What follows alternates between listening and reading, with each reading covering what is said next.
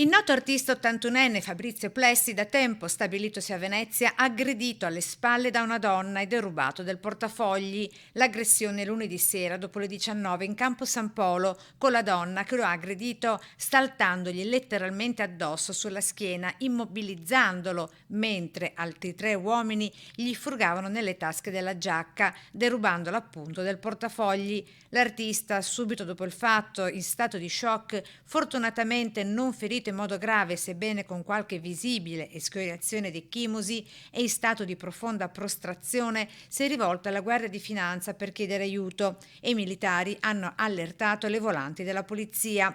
I quattro intanto si erano dileguati fuggendo verso Rialto. Fabrizio Plessi è l'artista internazionale che a Venezia nel Natale del 2020 ha realizzato in piazza San Marco l'albero composto da 80 monitor illuminati disposti a forma di abete.